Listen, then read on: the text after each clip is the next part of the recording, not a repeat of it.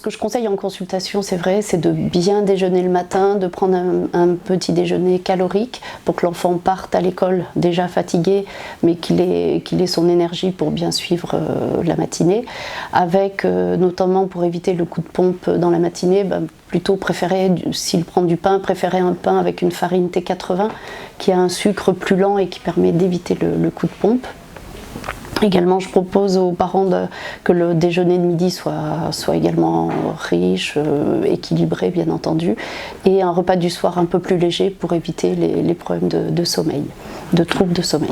Quand nous parlons de nos rythmes biologiques, on parle très souvent du rythme veille-sommeil, parce qu'il est évidemment éminemment important, c'est lui qui finalement organise l'ensemble de notre quotidien. Et dans ce rythme veille-sommeil, il y a des moments aussi un peu particuliers qui sont les moments où on mange. Et l'alimentation, c'est vrai, a également des régularités. Il y a beaucoup de personnes qui disent « je dois manger à telle heure si je veux être bien », qui ont besoin de manger régulièrement à la même heure pour vraiment se sentir bien. Donc il existe bel et bien un rythme, mais qui est moins généralisé que les autres. On ne sait pas pourquoi, mais c'est comme ça. Il y a des gens qui peuvent se passer de manger sans que ça leur pose problème ou autre, mais pour certains, c'est indispensable. Par contre, ce que l'on sait peut-être moins, c'est qu'il existe une espèce de séquentialisation dans la prise de nos repas qui est importante, en particulier chez les enfants et les adolescents. Ce qui ne doit pas être zappé chez les enfants et les adolescents, c'est le petit déjeuner. Le petit déjeuner qui doit être constitué de sucre lent et de sucre rapide, qui doit permettre véritablement de renforcer les ressources énergétiques de l'enfant pour un long moment, puisqu'il va ensuite avoir une longue matinée, etc. Donc c'est vraiment très important qu'il soit pris dans de bonnes conditions, si possible pas dans des conditions de stress, et ça nécessite parfois certains aménagements, mais c'est tout à fait possible. Mais en tout cas, il ne doit pas être zappé, mais on doit essayer de le faire prendre à la bonne heure également. Parce que parfois on se sent obligé de lever trop tôt l'enfant pour lui faire prendre, alors que ce n'est pas du tout l'heure pour le prendre, et finalement il prend un minimum, et ça n'est pas bon parce que... Donc il faut aussi tenir compte du temps et du moment. C'est vrai que ce petit déjeuner, constitué de sucre lent, de sucre rapide, de fruits, de protéines qui peuvent être végétales d'ailleurs, pas forcément animales, etc., c'est tout à fait intéressant parce que c'est ça qui va recharger l'ensemble de l'organisme alors que ça fait 12 heures qu'il est à la diète, qu'il n'a pas mangé, parfois plus de 12 heures. Donc c'est important de relancer la machine. Il est aussi intéressant de charger le repas de midi en protéines, végétales ou animales. Pourquoi? Parce que les protéines jouent un rôle sur la fabrication de la mélatonine. On le sait aujourd'hui. Et quand on les prend sur le moment de midi, ça va générer quelque chose de bien du point de vue du délai au moment où la mélatonine doit se mettre en route. Donc c'est important de charger ce temps-là, ce repas de midi, avec ces protéines-là pour aider la mélatonine à se constituer au bon moment. Évitez de ne pas zapper le goûter, qu'on a de plus en plus oublié, alors qu'avant on prenait des bons gros goûters avec du pain, etc. Pourquoi revaloriser le goûter?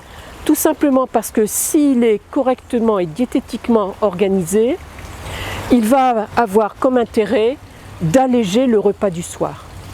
Et en allégeant le repas du soir, on joue sur la qualité du sommeil. Plus le repas du soir est allégé, un repas qui n'est aménagé, qui n'est organisé qu'autour de soupe, de légumes, etc., avec éventuellement un morceau de pain et un peu de fromage, c'est tout à fait bien.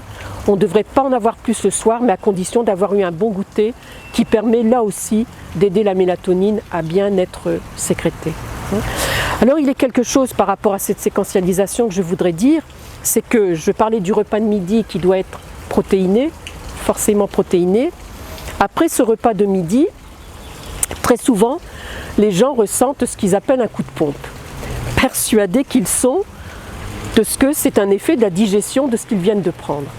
Et en fait, on sait aujourd'hui que ça n'a rien à voir fondamentalement avec la digestion. C'est en fait ce que l'on appelle le creux méridien. Le creux méridien, c'est une baisse physiologique globale qui explique que la température baisse, notre vigilance baisse, notre cortisol baisse 12 heures après être baissé dans la nuit. Donc c'est pour ça que c'est le creux méridien, c'est le milieu du circadien, c'est une baisse physiologique globale.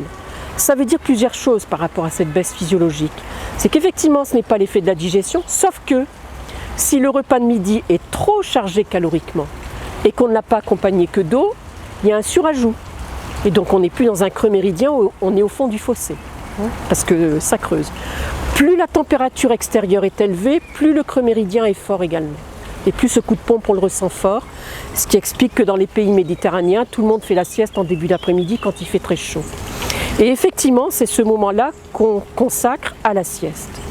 La sieste est un moment très favorable pour récupérer de la fatigue, chez tout le monde. On a tendance à la limiter aux jeunes enfants et aux personnes âgées, or que tout le monde devrait revaloriser ce temps de sieste qui est un moment tout à fait favorable au bien-être. Chez les enfants les plus jeunes, la sieste doit toujours se faire à la fin du repas et pas faire s'exciter pendant une demi-heure les enfants avant d'aller les mettre au lit pour la sieste. Là, ils ne s'endormiront pas tout de suite et du coup, ce sera une sieste qui sera gâchée. Mais ne pas empêcher un enfant plus grand de faire la sieste s'il en a besoin. Proposer à tout le monde la possibilité d'avoir des temps de relaxation, des temps de détente à ce moment du creux méridien pour aller véritablement bien. Parce que ça, c'est quelque chose qui permet que l'après-midi se passe dans de meilleures conditions que quand on a essayé de ne pas tenir compte de ce coup de pompe et de continuer comme si de rien n'était. Les Japonais ont installé des lieux de sieste dans toutes les entreprises à l'heure actuelle, non pas pour mieux respecter le bien-être des salariés, mais tout simplement parce qu'ils sont plus performants après. Donc plus efficaces, donc plus rentables, etc.